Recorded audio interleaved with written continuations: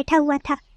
सामने एक इंसान अपनी दुकान पर गरम गरम समोसे बना रहा था। गरम समोसे देखकर कालू के मुंह में पानी आ रहा था। इन गरम समोसों की खुशबू मेरी भूख और बढ़ा रही है, मगर मैं अकेले ये समोसे नहीं चुरा सकता। मुझे किसी की मदद लेनी होगी, तभी मैं समोसे चुरा सकता हूँ। ये सोचकर कालू चिड़िया के पास जाता है। चिड़िया बहन, अब इस जंगल से भोजन मिलना बहुत मुश्किल है। ना तो अब दाना मिल रहा है और ना ही फल मिल रहे। मैं तो 2 दिनों से बहुत भूखा हूँ। कालू भैया, मैंने भी कल से कुछ नहीं खाया। मुझे भी बहुत तेज भूख लग रही है। चिड़िया बहन, मेरे पास एक उपाय है। अगर तुम मेरा साथ दो तो हम दोनों का पेट भर सकता है। ये सुनकर चिड़िया बहुत खुश हो जाती है। जल्दी से बताओ कालू भैया, क्या उपाय है?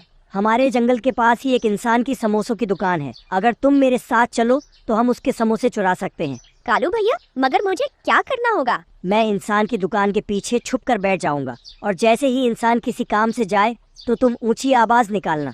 फिर मैं जाकर समोसा चुरा लूंगा और फिर हम दोनों मिलकर समोसा खाएंगे। चिड़िया बहुत भूखी थी, वो कालू की बात मान लेती है। कालू भैया, मुझे तो बहुत तेज भूख लगी है। मैं अपना काम अच्छे से करूंगी। चलो हम समोसा चुराने चलते हैं। फिर वो दोनों समोसा चुराने के लिए निकल जाते हैं। चिड़िया इंसान की दुकान के पास एक पेड़ पर बैठ जाती है और कालू इंसान की दुकान के पीछे छुप जाता है। फिर जैसे ही वो इंसान तेल लेने के लिए दुकान के अंदर जाता है, तभी चिड़िया ऊंची आवाज निकालने लगती है और कालू समझ जाता है कि इंसान कहीं चला गया है। फिर कालू समोसा चुराने के लिए जल्दी से निकलता है और एक समोसा उठाकर वहां से भाग जाता है। चिड़िया भी कालू के पीछे चली जाती है। कालू दूर जंगल में जाकर रुकता है। लो चिड़िया, ये रहा तुम्हारा हिस्सा। मैंने इतनी मेहनत से रखवाली की और तुम मुझे बस थोड़ा सा हिस्सा दे रहे हो। मुझे तो आधा हिस्सा चाहिए। मैंने अपनी जान पर खेलकर समोसा चुराया है। खाना है तो लो, बस इतना ही हिस्सा मिलेगा।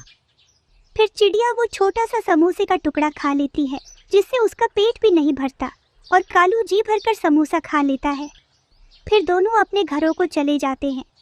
अगले दिन कालू फिर से चिड़िया के पास जाता है। चिड़िया बहन, चलो आज फिर हम समोसा चुरा कर खाते हैं। मगर कल की तरह मैं छोटा सा हिस्सा नहीं लूंगी, मैं आधा हिस्सा लूंगी। ठीक है चिड़िया, आज मैं तुम्हें आधा हिस्सा दे दूंगा। फिर चिड़िया मान जाती है और वो दोनों फिर से समोसा चुराने के लिए चले जाते हैं।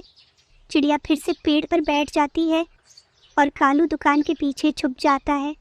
थोड़ी देर बाद जब इंसान मैदा लेने के लिए जाता है तो चिड़िया ऊंची आवाज से शोर मचाती है और कालू बहुत आसानी से समोसा चुरा लेता है। वो दोनों फिर से कल वाली जगह पर जाते हैं। आज तो मैं बहुत भूखा हूँ, आज तुम्हें यही हिस्सा मिलेगा। तुमने मुझसे वादा किया था कि तुम मुझे आधा हिस्सा दोगे। चिड़िया देखो, मैं तुमसे कितना बड़ा हूँ, इसलिए मैं बड़ा हिस्सा लूंगा और तुम हो छोटी सी चिड़िया, इसलिए तुम्हें छोटा हिस्सा मिलेगा। फिर चिड़िया वो छोटा सा हिस्सा खा लेती है, मगर आज चिड़िया कालू से नाराज होकर चली जाती है। आज मैं इस कालू को अच्छा सबक सिखाऊंगी। ये हर रोज मुझे छोटा सा हिस्सा देता है। अब ये कालू का बच्चा क्या ही याद करेगा। ऐसा सोचकर चिड़िया आज खुद ही कालू के पास जाती है। कालू भैया, चलो समोसा चुराने चलते हैं। आज तो तुम खुद ही आ गई। जल्दी चलो चिड़िया, बहुत भूख लगी है। फिर वो दोनों समोसे चुराने चले जाते हैं, मगर आज चिड़िया कालू को सबक सिखाना चाहती थी। ये बात कालू नहीं जानता था कि आज उसके साथ क्या होने वाला है। जब इंसान गरम चिमटा अपने हाथ में पकड़ता है, तभी चिड़िया शोर मचाने लगती है। कालू को लगता है इंसान कहीं चला गया है। वो समोसा चुराने के लिए निकलता है और जैसे ही समोसा उठाने के लिए आगे बढ़ता है, इंसान गरम चिमटा कालू की पूंछ पर लगा देता है, जिससे कालू की पूंछ में आग लग जाती है। फिर चिल्लाता हुआ कालू वहां से भागता है। चिड़िया भी हंसती हुई उसके पीछे चली जाती है।